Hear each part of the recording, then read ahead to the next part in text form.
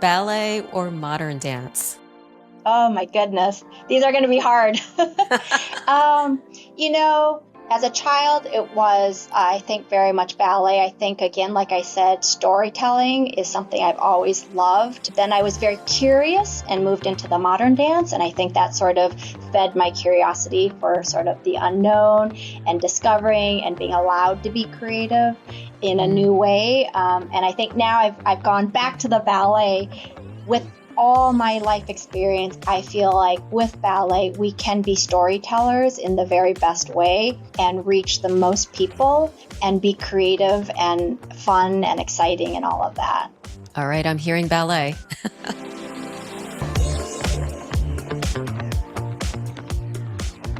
Hello, and welcome to the Leadership Dance Podcast, where we explore the art of leadership with trailblazers in business and the arts. If you enjoy the show, please subscribe, share, and leave a 5-star rating. I'm your host, Alissa Hsu Lynch, and today I'm joined by Sonja Kostich. My guest today began her career at 17, recruited by Mikhail Baryshnikov to join American Ballet Theatre. She went on to perform with San Francisco Ballet, Zurich Ballet, and the White Oak Dance Project, and co-founded her own contemporary dance company, OtherShore. After retiring from the stage, she earned a business degree from Baruch Business School, graduating salutatorian at 42, and built a remarkable second career at Goldman Sachs, Mark Morris Dance Group, New York City Center, Kotzebue Cultural Park, and Baryshnikov Art Center. She joined Houston Ballet as executive director in August 2025. I'm so delighted to have you on the podcast, Sonja. Thank you so much, Alissa, for having me. It's a pleasure to be here. So you have had a fascinating career, from professional dancer to Goldman Sachs to leadership roles in the nonprofit world. But before we get into all of that, I want to go back to the beginning. What was your childhood like, and when did you discover dance? So I was actually born in Korea and I was adopted at 2 years old. And my mother tells me that when I stepped off the airplane, I actually had a sign around my neck that said, "Seems to like music." And fortunately, my parents were really giant appreciators of dance. They really appreciate all art. And so I was very fortunate as a child. They put me in dance. I played the violin, piano, theater. So from a very young age, I had the great privilege of being able to be around the arts, and that community really embraced me and made me feel very much at home. And so I think I felt very welcome in the arts from a very young age and found sort of a home for myself. At what age did you start dancing? 3 years old. My parents put me in. It was sort of the ballet, the music, all of that together. But I was very much drawn to ballet. I think that there was an aspect of storytelling that I really loved. And ballet encompasses music and visual art. So much of it, I think, built a whole world very much for a child. And it was a very warm and welcoming world. And I feel very fortunate to have sort of entered that at a very young age. And where did you study when you were growing up? Where were you living? I grew up in Minnesota, and so I started first at the Children's Theater, which is a fabulous theater in Minneapolis. And so I actually started in theater, and I started working in plays first. I actually met Dr. Seuss when I was a young child. I was in the 500 Hats of Bartholomew Cubbins, Dr. Seuss story and play. And then I moved on to dance and ballet. And so I started my dance training at Minnesota Dance Theater with Lois Holton, who was really such a genius in the dance world. She was also a choreographer, a protege of Martha Graham. So I did grow up very much in the modern dance world alongside the ballet. Lois Holton's daughter, Lisa Holton, was a soloist with American Ballet Theatre. So I had sort of both the modern dance and the classical ballet, which I think really set me up in a very unique way as I went onward in my trajectory as a dancer. Yeah, that's wonderful. And you ended up at American Ballet Theatre. Tell us about that story. You were recruited there by Baryshnikov and discovered. Tell us how that all went down. So from Minnesota, I moved to New York when I was 15 years old to study at SAB, the School for New York City Ballet. I was there for 1 year. And then in my second year in New York, Misha actually started a ballet school connected to ABT. It was a brand new school for him. And it was only 7 girls and 5 boys. And so I was in that school for the first year. And it was a school that was only around for 2 years. I was in it for the first year. And after my first year, he invited me to join American Ballet Theatre. So that is how I started my professional career at 17. So obviously an incredible experience getting to meet him and work with him at such a young age, and then to be invited into the company. And then you went on to dance with some other ballet companies. Tell us about those experiences. Sure. After ABT, I went to San Francisco Ballet for 7 years, which was a wonderful experience. San Francisco Ballet, that was back in the 90s. It was such a fantastic company. From there, I moved to Switzerland and I danced with the Zurich Ballet. So I would say all in, I danced in classical ballets for about 10 years. And then the second decade of my career, I did a lot of freelance work, which was very unusual at that time. This is at a time when there was no internet, no cell phones, no social media. So I was really looking to discover what was out in the world. I was very curious. And so it was really just putting a backpack with all my giant travel books and sort of going around into the world exploring and looking for freelance work. And so during that time was when I worked very extensively with Mark Morris and the opera director Peter Sellers. And so I was in Nixon in China, in London, and that really led to a lot of collaborations with Peter Sellers and with Mark Morris. Mark I had worked with quite a bit at San Francisco Ballet, so I knew him from before. But it was an incredible period for me, both artistically and just as a person, to really discover the world beyond just the classical ballet world, which is what I had really lived as a child and into my early 20s. And it gave me an opportunity to work with a lot of artists outside of ballet as well, which really opened my eyes up to a lot, and I think really contributes to now how I am as a director. And then from there, I also danced in Misha's White Oak Dance Project, which gave me an opportunity to really immerse myself in modern dance, and a lot of it was postmodern dance. And so again, just a whole other area of dance that I was able to experience, which was wonderful and led me to starting my own dance company.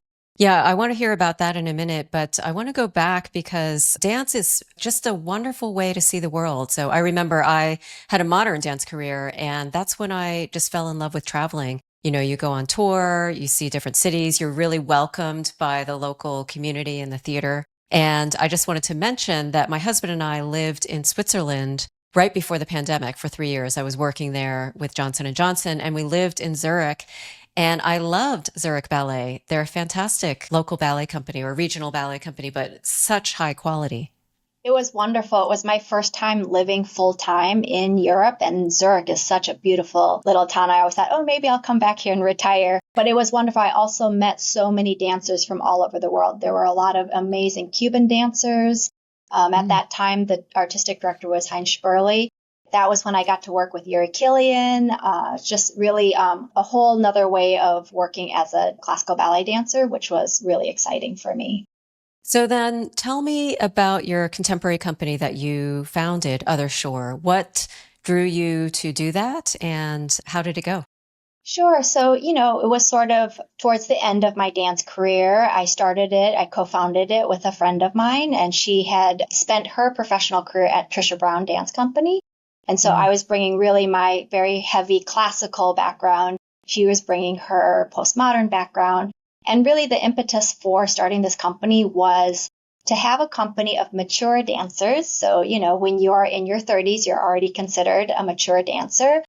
And also having the perspective of a company that was sort of led by dancers to sort of give that different perspective. And then B, we really focused on all new choreography. So during the 6 years of having that company, we only performed brand new choreography that we commissioned. Much of it was female choreographers. Who are some of those choreographers? Sure. We commissioned from Annie B. Parson, Big Dance Theater, twice, actually, to create 2 new pieces. Jody Melnick created a piece for us. We also had Edward Liang create a piece for us. and Stacy Spence, who had been with Trisha Brown as well. Then how did you know when it was time to retire from dance and what you wanted to do next? Can you talk about how you transitioned from dance to the next stage? I did not know. I think, Okay. There was no point in time when I thought, okay, now is the time for me to retire. I think it's something that dancers think about for quite some time. It's the inevitable. And I spent many years trying to figure out when was that right time going to be. And part of knowing when that right time, for me at least, was what am I going to do next? And I think because I did not know what I was going to do next, I, in many ways, kind of just kept going with what I knew. Had I known definitively, like I know this is what I want to do when I retire from dancing, I probably would have done it sooner. But it took quite some time. It was not an easy decision or overnight, sort of eureka moment of, oh, I know what I'm going to do. It took a lot of trial and error, and it took many years. And it was just sort of a gradual discovery. A lot of curiosity, a lot of discovery, and then it was just one step in front of the other leading forward. Is that when you went to business school? Yes. So I did have my company for 6 years, and my partner said, you really seem to enjoy running your own company. Maybe take a business class. I had never been to college. I got into ABT when I was 17 years old. Like I said, there was no internet at that time, so no online classes, no cell phones. So I did not go to college when one, normally goes. So 20 years after I graduated from high school, I decided to go to undergraduate business school. And it was a major step for me. I went to Baruch College, Zicklin School of Business. I had applied to other college programs. St. Mary's College has a dance dedicated degree. I applied to NYU, their Gallatin program. Both programs I did get in, and sort of at that 11th hour thought, I'm not quite sure that's the right step for me. NYU Gallatin program I think is a fascinating program, but I didn't at that time know what I really wanted to do. And it's a very expensive program. And I thought, knowing me, I'll take ancient Greek and, pottery or something. That's not going to lead to necessarily a real second career that I can build. So I sort of put off college for a very long time in many ways. And so it was after having my company for 6 years, realizing, oh, you know what? This is something I really enjoy, something I'd like to discover more about. And so that is what led me to finally go to college and to get a business degree. And I majored in accounting of all things. Wow. Wow. Now, you've previously described the transition from dancer to corporate world as not without challenges.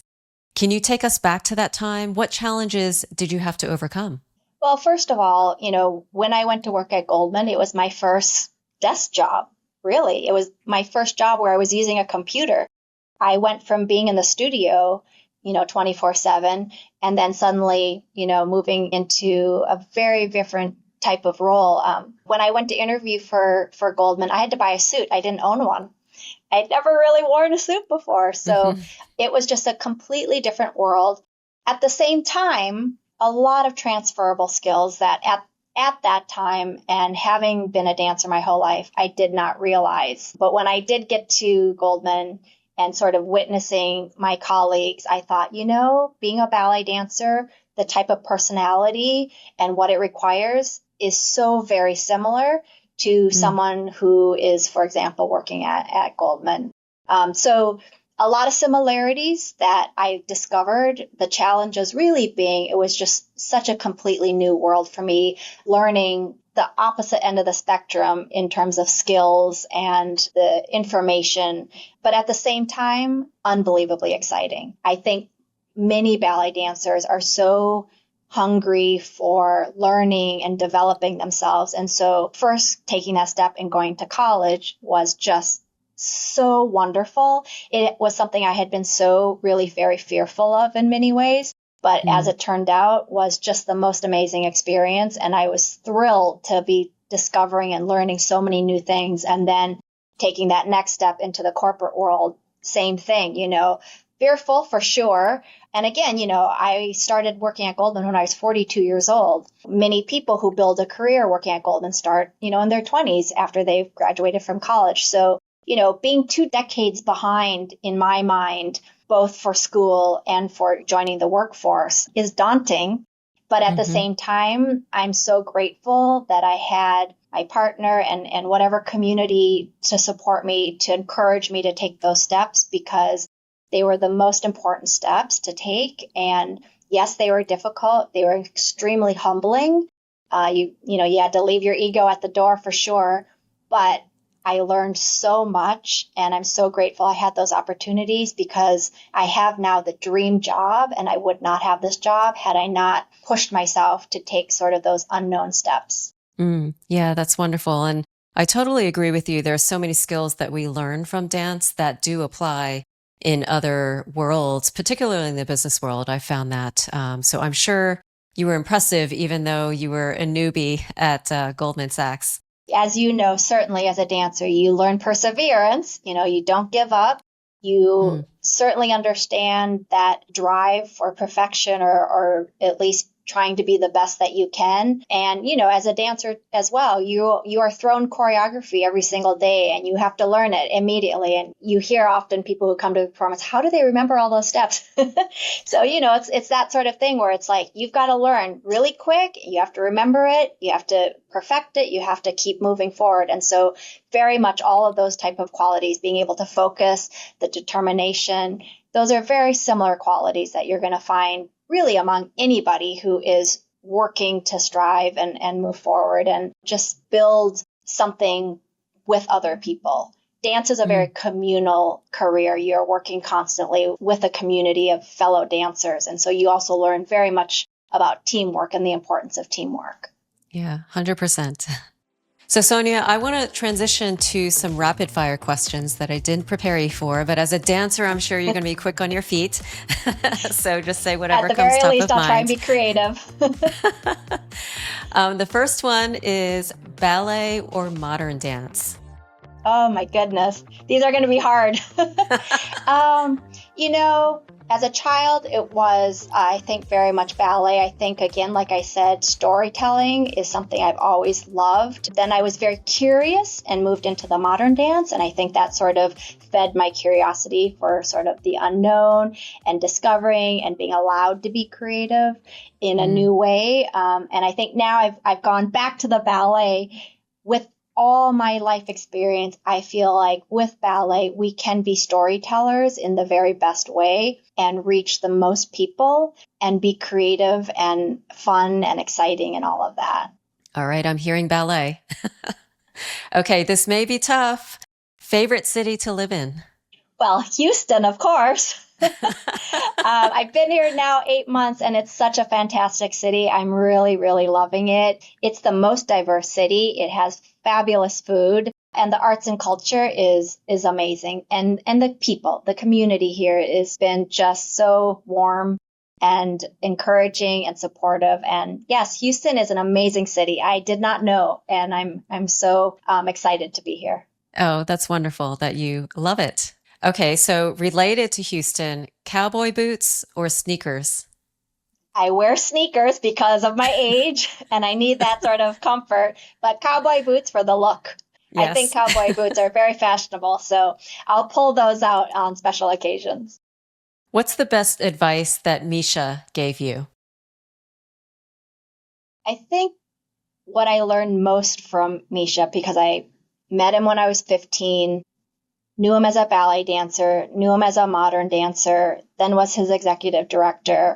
And I think what he has emulated through his whole life and what he passes on to all of us is a real curiosity. And that's something I've really admired in him and admire in people in general and in artists, the ones that are really keep their mind open, are constantly looking for ways not just to improve themselves, but to see the world differently. So they never get comfortable. They never get complacent. It's never just, okay, everything is there for him. And yet he's still striving and curious and asking questions and trying to move forward. And for me, that's extremely inspiring. Yeah. What a gift that you've been able to work with him and know him in that way. Okay, back to our questions. Why did you decide to pivot again to return to the dance world in a new capacity? I think ballet has had my heart since I am a child. It was certainly my first love, and that never goes away. And so I think in many ways throughout my life, I had to leave it to just develop myself, discover the world, get to understand things on a wide spectrum. But I don't think that ever left me. I don't know how to explain to people who didn't experience this, but maybe they've experienced it in other ways. But as a child, I think in its purest form, you discover something that just you love so much. It gives you so much joy. And just there's something about it that resonates within oneself that is meant for you. And so I think that captured me as a child. I did leave it in many instances, whether it was modern dance world, whether it was corporate world. But I think it's full circle in many ways for me now at my age, coming back to it. And again, being able to combine my newfound love of business and finance and bring that together with my first love of ballet is a real dream come true. And I'm just so grateful that I was able to find my way back here because it wasn't planned.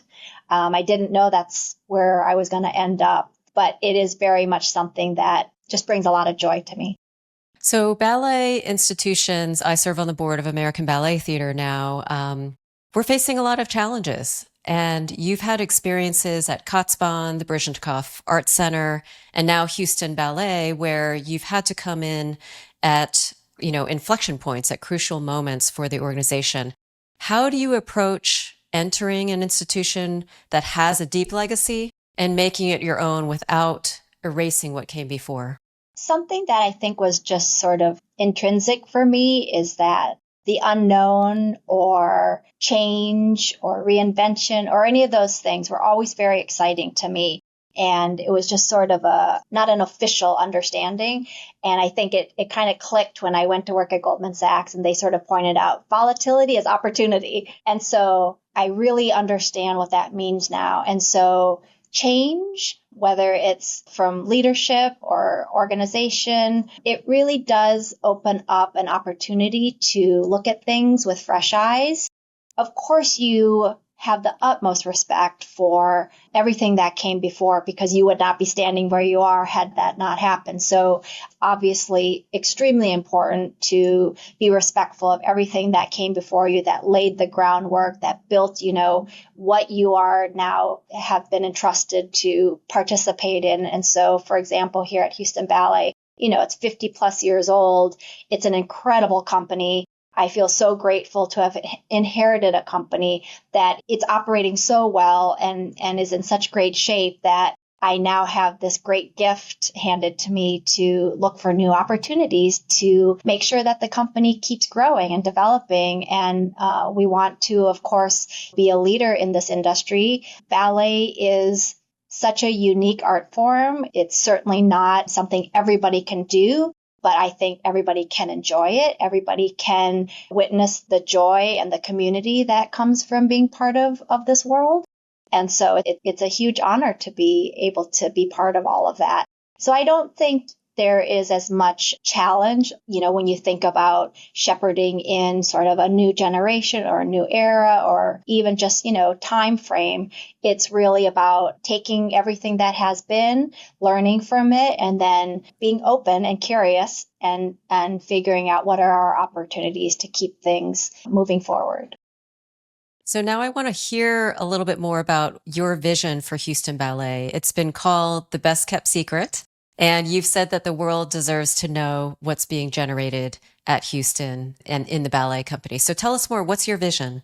First of all, to be clear, my vision is the company's vision. And so that means I work with both of our artistic directors. I work with our board. It's a collective vision.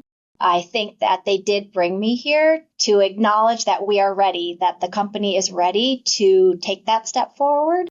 We have such a wonderful, strong community here, and ballet in general has sort of its built-in strong community, and that's amazing. It is what has carried ballet forward over, these decades. But as Timothy Chalamet pointed out, something that we want to keep in mind, and I know every performing arts organization very much does keep this in mind, is how do we bring in new audiences? How do we bring in younger audiences? And so, of course, that's something that everyone thinks about and is striving towards. So as part of the vision for Houston Ballet, we keep that top of mind. I also think that we really think about our dancers and what can we do to support our dancers. So that is also part of our thinking. I'm very excited. I think Houston Ballet is in a position right now to really take those steps forward and dream big. We have big dreams here. And I very much feel that being in Houston with the community that we have, those dreams are going to be very real.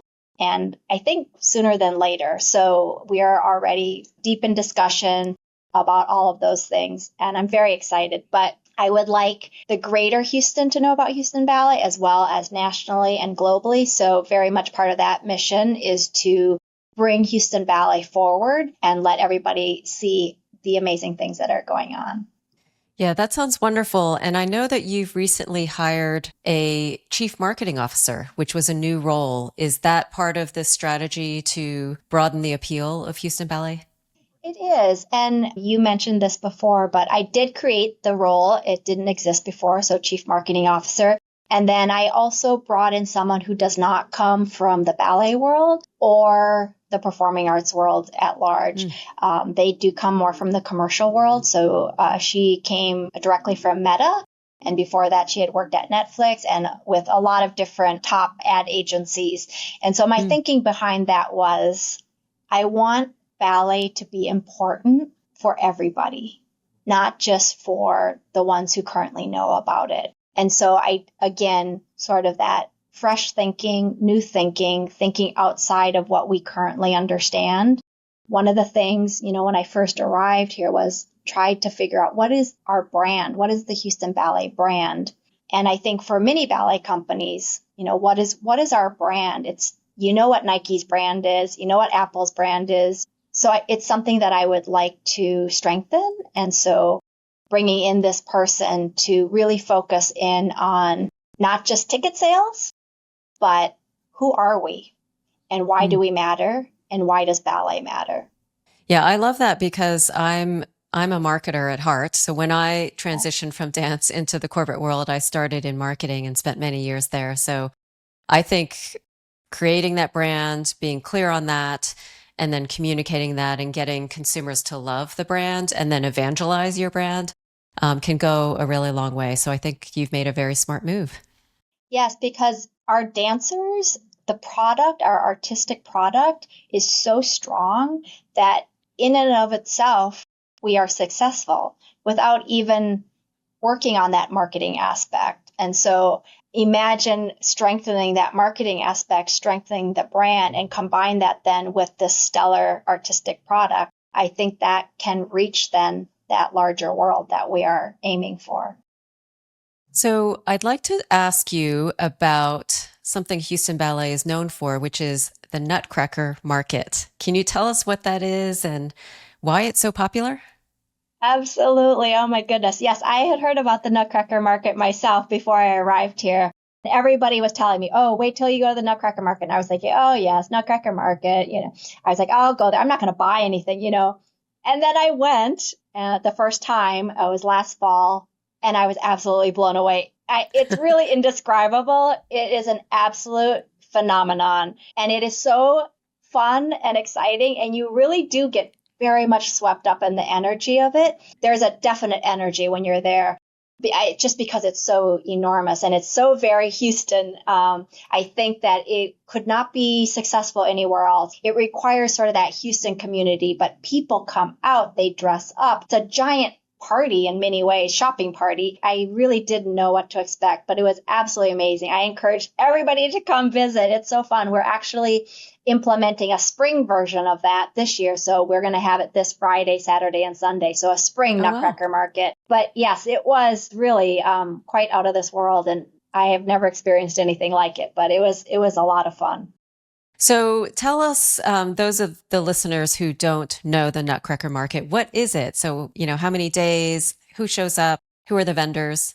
It's really only a 3-day event. It's historically has happened in the fall in November. It's been around for 45 years. So I'll just give you a little history on it. It actually started in the basement of a church as sort of like a bake sale, started and run by our volunteers, our guild members. And then over the course of 45 years, it has grown into this just absolute phenomenon and tradition here in Houston. And so we hold it at the Energy Center, which is, where Beyonce and Taylor Swift perform. It's an enormous venue. We see over 100,000 visitors within 3 days. We have over 300 merchants, vendors. They come in from all over the world, actually. And we do have shoppers from all over the world coming to this as well. But it's a giant shopping party. Is it all Nutcracker related or Christmas themed? Well, the one in November is holiday related. So okay. It is sort of that holiday spirit. I think the timing of it is very important. The one we're doing this weekend in the spring, we're sort of framing around the spring spirit. So sort of out with the old, in with the new. It's Mother's Day, it's graduation, it's sort of that renewal time. It's a perfect time to refresh. But yes, there are sort of those seasonal themes around it. Okay, sounds like a destination. It is. It's very much a destination. Sonia, you're now leading alongside two co-artistic directors, Julie Kent and Stanton Welch, both of whom you knew from before. How do you think about your leadership partnership with them? It's been so incredible to step into this role and have the opportunity to work with both Julie and Stanton. As you said, Julie and I danced together at ABT back in the 80s. And I was actually in Stanton's very first ballet that he choreographed in the U.S. for San Francisco Ballet, Maniñas, which is actually now in the Houston Ballet repertoire. And I remember back then at San Francisco Ballet, when I got to work with Stanton and was cast in his ballet, how excited I was. And it was such a wonderful experience as a young dancer. And, I was like, oh, he's my favorite choreographer. And so now getting to work with both of them is it's really very much a dream. I have so much respect for both of them. They both have so much wisdom and experience within the ballet world. And it's very exciting and a great privilege for me. Do you have an upcoming season? We do. So we have around 80 performances throughout the year. We have the spring, the fall, the winter, and the summer season. So we have a mixed program coming up at the end of May through June, and then we are doing Giselle through June. So summertime is usually when we do a tour, if we're going to do a tour. Right before I arrived last year, they went to Japan. So that's always really wonderful for the company. How has dance influenced your leadership style? Studying dance from a very young age, which is where a professional dancer, they start very young, without even realizing it, without even knowing. You're just having fun when you're young. You are learning so many things that are going to support you throughout your life, both personally and professionally. And I know you know this, but when you're young, you are learning discipline, you're learning how to focus, you're learning how to work with others, you're learning musicality, spatial awareness, just the attention to everything sort of within you and externally, your surroundings. Those are all attributes that you continue cultivating then throughout your life. And so without even realizing, you are building skills and strengthening sort of qualitative abilities that give you a voice, allow you to understand how you want things to move. As a dancer, you're constantly deciding for yourself, how do I want to approach this step? How do I want to approach this character or this role? How do I want to develop it so that it is unique to me, but is something that people understand? And I think that is very much a quality one needs looking at leadership role is, how do I take everything that I have learned in my life to inform me of how I address whatever the situation is or plan? Give it your voice, your vision, but at the same time, doing it with everybody in community with others past, present, future. And then how do you message it in a way that perhaps an unknown will understand? So it's about communicating. All of it is about communicating, and training and being a ballet dancer is all about communicating. So it may be communicating with your body, and leadership may be communicating more with your voice and action, but I think they are all very connected. And so it's sort of one of those things where I sit right now. I would have guessed younger, all of these things leading together and connecting and being tied together, allowing you to be able to now do what you're doing. Very well said. Last question. What advice would you give to your younger self about navigating your career while staying true to yourself? I think my biggest piece of advice to myself when I was younger is not to worry so much. So much of my personal and professional career was very zigzaggy and up and down. And it wasn't just a straight line. It wasn't that smooth straight line where you just knew and you just went ahead. There was a lot of wandering. There was a lot of falling backwards to move forward again. And the whole time worrying, sort of like, oh my goodness, what am I doing? Am I doing the right thing? Am I behind? A lot of doubt, a lot of questioning. One goes through life getting a lot of criticism from all sorts, and to not let the noise sort of hold you back, and to understand that not everybody's just going to have that straight line forward. Some do, but not everybody, and that's absolutely okay. And sometimes for some people, you just need to search. You need to take as much time. But the biggest thing is you have to keep trying. I also know what that feeling of being paralyzed is, and just not even knowing how to take that step forward. But even without knowing, is that the right step forward? Is that a good step forward? Is that a smart step forward? None of those things. Is just keep taking that step forward, because you never know what is around that corner. You never know what those 4 steps forward, what that 5th step is going to be. And I do think when you're young, it's hard to really understand that, and you feel like you should just know, and you may not. I think that is absolutely okay. And maybe it's a great thing, because it allows you to be curious, and it allows you to discover so many things that you may never have known you were interested in, were good at, that had any sort of potential to it. So that is life. Life is for discovery, and I think that's really exciting. That is wonderful advice, and I particularly like the dance analogy of just take that next step forward. It's so true. Sonja, what a pleasure to speak with you today, and I want to thank you for sharing your leadership dance on the podcast. Thank you for joining. Thank you so much, Alissa. Like, follow, and share The Leadership Dance, where we explore how to choreograph the career of your dreams and chat with visionary leaders who are breaking barriers in the arts and business worlds. Until next time, keep dancing.